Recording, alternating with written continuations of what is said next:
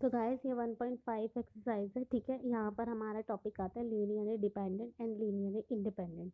तो ठीक है, तो ये होते क्या है, तो आप इसको ध्यान से समझना, बहुत इंपॉर्टेंट है। बच्चे गलती कर देते हैं, ठीक है।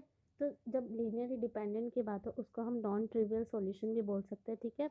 जब देखो, ऐसे आप रेसिप्रोकल समझो, लीनियरली डिपेंडेंट की बात हो तो नॉन ट्रिवियल, और जब इंडिपेंडेंट की बात हो मतलब कि ट्रिवियल, ठीक है। कैसे याद हो सकता है, डिपेंडेंट है तो नॉन ट्रिवियल, इंडिपेंडेंट है तो ट्रिवियल, ठीक है। तो चलो इंडिपेंडेंट वो डिपेंडेंट वेरी मतलब लीनियरली डिपेंडेंट होते कैसे हैं। तो लीनियरली डिपेंडेंट में क्या होता है, देखो हमारे पास एक तो वेक्टर्स होंगे जो एस में बिलोंग करेंगे, कोई भी सेट होगा उसमें वेक्टर्स है हमारे पास, आदर डिस्टिंक्ट वेक्टर्स, सब अलग अलग वेक्टर्स होंगे, ठीक है। याद रखना डिस्टिंक्ट वेक्टर्स होने चाहिए, सारे वेक्टर्स डिफरेंट होने चाहिए, ठीक है। एंड स्केलर्स, और हमारे पास कुछ स्केलर्स भी होंगे, नॉट ऑल जीरोस। ये जो स्केलर्स जो हमारे पास है ना, वो सारे के सारे जीरोज नहीं होने चाहिए।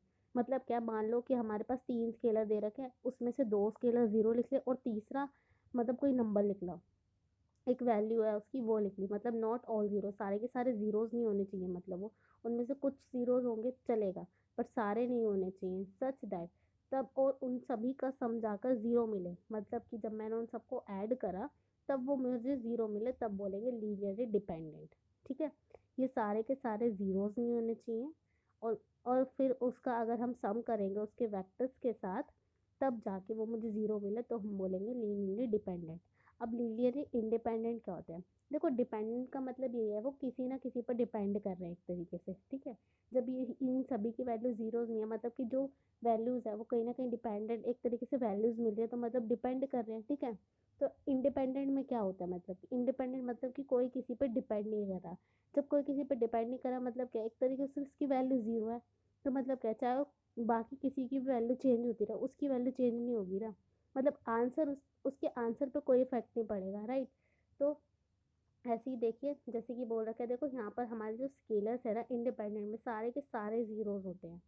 जब सारे के सारे जीरोज है और वी वेक्टर्स तो होंगे ही, जैसे कि मैंने यहाँ पर यू वेक्टर्स लिया, ठीक है। अब जब सारे के सारे जो स्केलर्स वेक्टर्स है ए वन, मतलब वेक्टर नहीं, जो स्केलर्स है A one A two A three सारे के सारे जीरोज है, जब वो किसी भी वेक्टर्स के साथ ऐड मल्टीप्लाई होके ऐड होंगे, तब जाके वो मुझे जीरो देंगे, तब उसे बोलेंगे लीनियरली इंडिपेंडेंट।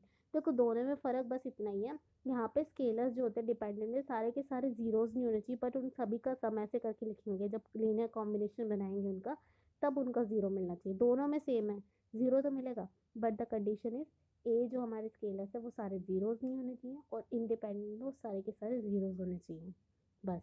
ठीक है, आई होप आपको इतना समझ आया होगा। तो चलिए मैं इसके दोनों के एक एक एग्जांपल लूँगी, डिपेंडेंट और इंडिपेंडेंट के कैसे दिखते हैं, ठीक है। मेरे पास एक एग्जांपल है, तो देखो मेरे को इसमें बोल रखा है प्रूव दैट, एक हमारे पास सेट है, मैंने एक सेट लिया, उसको मुझे बताना है कि लीनियरली इंडिपेंडेंट है इन आर में। आर फोर का मतलब ये है कि रियल नंबर है, फोर का मतलब ये फोर के अंदर में है, मतलब कि वन टू थ्री फोर, इसकी फोर की ऑर्डर पेयर है एक तरीके से, ठीक है। तो फोर हो गया। तो यहाँ पर इसको बोल रखा है लीनियरली इंडिपेंडेंट। अब लीनियरली इंडिपेंडेंट को शो कैसे करना है, देखो इसकी लीनियर कॉम्बिनेशन जैसे ए वन इंडिपेंडेंट वाला, सॉरी इसका A one U one A two U two, ठीक है। यू जो होते हैं ये वेक्टर्स है हमारे, वेक्टर्स हमारे कौन से होते हैं, ये वाले, ठीक है, जो सेट से बिलोंग करते हैं, सेट वाले हमारे वेक्टर्स होते हैं। और मैंने बोल रखा है ये जो स्केलर्स होते हैं ए वन ए टू वो आपको लेट करने पड़ते हैं, तो आप लेट कैसे करोगे, देखो यहाँ पर लेट कर लो, let A one A two, आपको कितने लेट करने पड़ेंगे, जितने आपको सेट दे रखे हैं, फोर तक जाएंगे।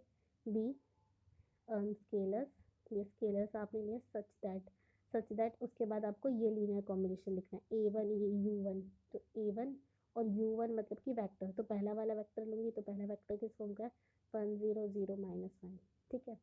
प्लस में प्लस दे रखा है ना यार, यहाँ पर प्लस है ना, ऐसे दूसरा वेक्टर ए टू, इसका लीनियर कॉम्बिनेशन होगा one zero zero minus one, ठीक है, प्लस में फिर ऐसे ए थ्री लिखूँगी zero zero one minus one, ठीक है। ऐसे ही मैं प्लस में ए फोर लिखूँगी, A four is equal to A four into में zero zero zero and one, ठीक है। ए फोर इतना था हमारा। अब देखो ये पूरा लीनियर कॉम्बिनेशन किसके बराबर था, ज़ीरो के, तो देखो आपको है ना इसको भी ज़ीरो के इक्वल रखना है। अब देखो हमारा, देखो जैसा आपको सेट दे रखा है उसी फॉर्म में लिखा, अगर ये पॉलिनॉमियल की फॉर्म में होता तो यहाँ पर आप इक्वल टू पॉलिनॉमियल मतलब कि ज़ीरो पॉलिनॉमियल के इक्वल रखते हैं, जीरो पॉलिनॉमियल कैसे, जितनी भी पावर होती है 0x² प्लस 0x प्लस में 0 इस फॉर्म में। बट आपको पेयर में दे रखा है ऐसे 0 0 1 में, तो आपको भी ऐसे 0 किस फॉर्म में लिखना है, इस 0 की फॉर्म में। बेसिकली आपको 0 तो लिखना है बट उसी फॉर्म में लिखना है। जैसे कि आपको अगर यहाँ पर वो दे रखा होता, मैट्रिक्स दे रखती है, तो 0 फॉर्म आप कैसे बनाते, मैट्रिक्स की ऐसे बनाते, राइट। मैट्रिक्स की फॉर्म होती, अगर पॉलिनॉमियल की फॉर्म होती, जितनी भी हाईएस्ट पावर होती है उसके आगे 0 0 लगाते, 0x² 0x, तो 0 उस फॉर्म का बनता है, ठीक है, बट बनता 0 यहाँ पर इक्वल टू में। अब देखो ये सबको ना, पहले आप इन सबको प्लस करो।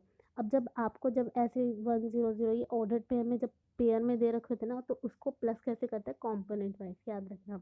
मतलब कि पहला नंबर, ये जो पहली पोजीशन है वो पहली पोजीशन से ऐड होगी, ठीक है। पहली पोजीशन पे यहाँ पर A1 है, A1 पहले मल्टीप्लाई होगा, A1 आ जाएगा, यहाँ पर 1 है क्योंकि यहाँ पर तो 0 आएगा, यहाँ पर भी 0, यहाँ पर भी 0, तो इसका सम पहले वाले का A1 आएगा, ठीक है।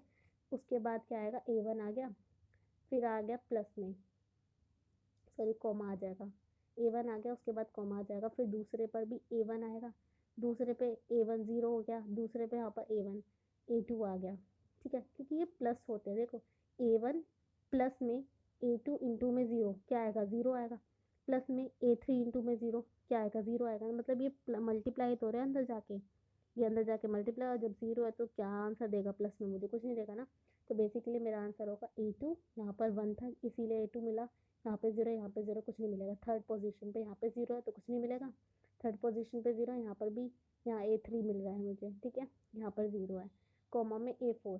अब देखो A4 पे यहाँ पर मुझे A1 है, मतलब कि A1 माइनस A1 मिल रहा है मुझे यहाँ पर, ठीक है, फोर्थ पोजीशन पे, और यहाँ पर मुझे मिल रहा है माइनस A2, ठीक है, और थर्ड पोजीशन पे मुझे माइनस A3 एंड फोर्थ पे मुझे प्लस में A4 मिल रहा है, ये बन के, और इक्वल टू 0 0 0 0। अब देखो इसको जब इक्वल टू करते हैं ना, ये भी कॉम्पोनेंट में, मतलब कि फर्स्ट वाली टर्म फर्स्ट वाले की इक्वल होगी, मतलब कि A1 इक्वल टू 0, ठीक है, दूसरी वाली टर्म दूसरे के, मतलब कि A2 इक्वल टू 0, ठीक है, तीसरी वाली टर्म तीसरे के 0 इक्वल टू 0। अब देखो ये फोर्थ वाली टर्म है ना, ये भी इक्वल टू 0 हो जाएगी, मतलब कि -A1 -A2 -A3 प्लस में A4 इज इक्वल टू 0। अब देखो स्टार्टिंग के मुझे 1 2 3 A1 A2 A3 ये तीनों मुझे 0 मिल गए, मतलब क्या यहाँ से मुझे क्या आ गया, A4 में मेरा क्या हो गया, 0, ठीक है। तो देखो मेरे तीनों ये जो चार स्केलर्स थे वो चारों के चारों 0 आ गए। तो देखो ना, स्केल इंडिपेंडेंट के लिए क्या होता है, अगर ये सारे के सारे 0 सेटिस्फाई कर जाते हैं मेरे, कि मतलब क्या, मैंने ये बोल दिया कि ये इसके इक्वल है, इसके इक्वल का मतलब है मेरे स्केलर्स क्या है, होने चाहिए 0 होने चाहिए सारे के सारे, और देखो मेरे सारे स्केलर्स भी 0 आ गए। तो इसका मतलब क्या है, therefore A1 equal to A2 A3 equal to A4 is equal to 0, ठीक है, इज